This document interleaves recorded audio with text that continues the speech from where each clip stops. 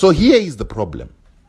Many Zimbabweans think that Zimbabwe is not able to produce food now because of the drought and because farms were taken from white farmers and given to black farmers. That is not the truth. The truth is Zimbabweans are failing to produce because it used to cost a Zimbabwean farmer, a small-scale black farmer in Zimbabwe, 0 cents and just labor to produce a hectare of food.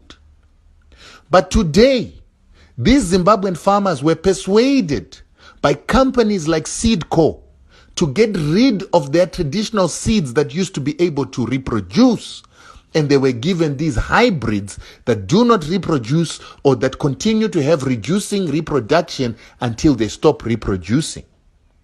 Now the Zimbabwean farmer doesn't have that seed that can reproduce. So every season, the Zimbabwean farmer must go and buy new seeds.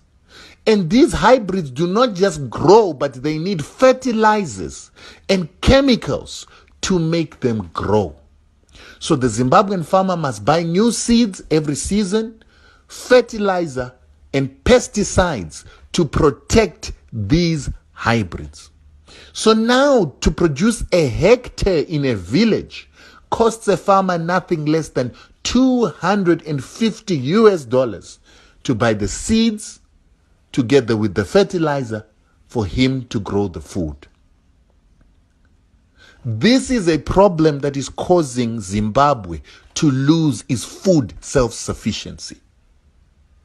And the problem is that all the PhD graduates, master's degree graduates, and graduates that are teaching our people how to farm in Zimbabwe come from an education system created by the very same organizations in America that are selling these hybrid seeds and chemicals. So that's why we are in a cycle where we continue to produce food unsustainably in Zimbabwe, listening to graduates. Right now, the permanent secretary of agriculture in Zimbabwe, I think his name is John Basera, came from this company called Seedco that is owned by Lima Grain of France, while Lima Grain of France is owned by Monsanto, the American company that is the biggest producer of GMOs and chemicals that are used in farming. These very same organizations work with an institution in which Strive Masiyiwa was the chairman, that is called AGRA, that belongs to the Rockefeller Foundation, together with Bill and Melinda Gates Foundation, to control food in the world and to ensure that Africa comes into food colonialism. This institution was started by Kofi Annan so that they could get the trust of Africans to control African food and to put Africa into food colonization.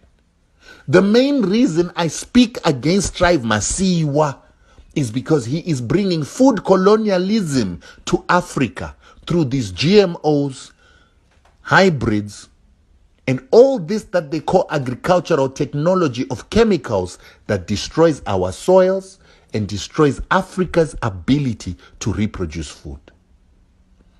These are the things that we are supposed to start talking about when we are talking about emancipation of Africa and economic emancipation of Africans.